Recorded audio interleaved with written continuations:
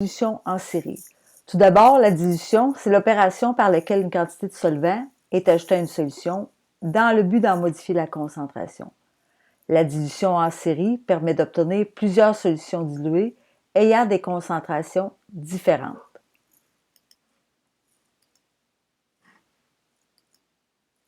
Ici, on représente la dilution de 4 différentes éprouvettes. On part d'une solution mère de 10 mmol par litre, dont on prend 2 ml, que l'on met dans une éprouvette qui contient déjà 3 ml de solvant.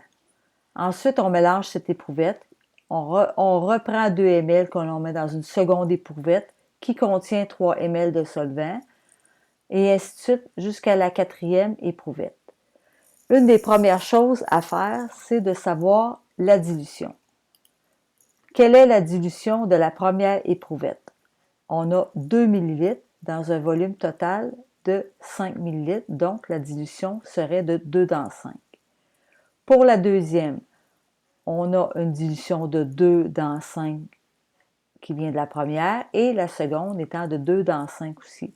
Donc 2 dans 5 fois 2 dans 5 égale 4 dans 25. Pour la troisième, on a aussi une dilution de 2 dans 5, mais avant ça, on avait un 2 dans 5, 2 dans 5, et une troisième fois 2 dans 5, donc 8 dans 125. Et la dernière, 16 dans 625. Maintenant, on peut connaître la concentration de la première, deuxième, troisième et quatrième éprouvette en faisant la concentration de la solution mère fois la dilution. Dans ce cas-ci, pour la première, 2 dans 5, donc on a 4 mmol par litre. Pour la deuxième, concentration de la solution mère fois la dilution, 4 dans 25, donc 1,60. La troisième, 10 fois 8 dans 125, donc 0,64. Et la dernière, concentration de la solution mère fois la dilution, 16 dans 625. L'autre élément que l'on veut savoir aussi, c'est le facteur de dilution. Le facteur de dilution, lui, c'est le rapport inverse de la dilution. Il indique combien de fois la solution mère est plus concentrée que la solution diluée. Donc, si on regarde la dilution 2 dans 5 et on fait l'inverse, on a 5 dans 2. Donc, le facteur de dilution pour la première est de 5 dans 2. Pour la deuxième, l'inverse de 4 dans 25 est de 25 dans 4. La troisième, 125 dans 8. Et la quatrième, 625 dans 16. On va faire un deuxième exemple maintenant avec une solution mère qui est maintenant à 25 mmol par litre. On a des volumes de solvant qui sont encore à 3 partout, mais on reprend toujours 1 ml de la solution précédente. Donc ici, 1 ml de la solution mère dans 3, etc. Donc, la dilution de la première serait 1 dans 4.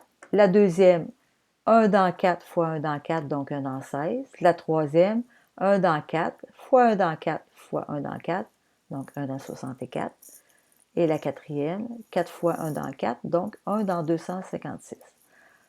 Donc, ça nous amène à avoir des concentrations pour la première de 25, c'est-à-dire la concentration de la solution mère, fois 1 dans 4, donc 6,25.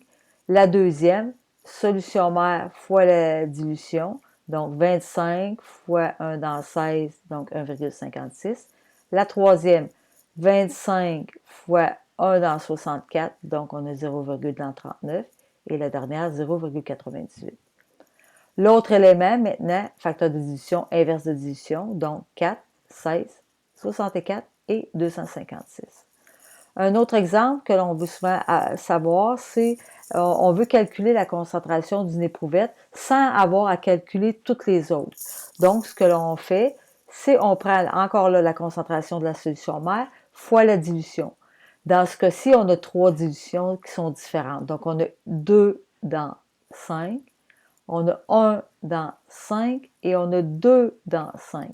Donc, 5 fois 2 dans 5 fois 1 dans 5 et fois 2 dans 5 encore. Donc, 5 mmol par litre fois 4 dans 125, 0,16 mmol par litre. C'est ainsi que se complète la vidéo sur la dilution en série.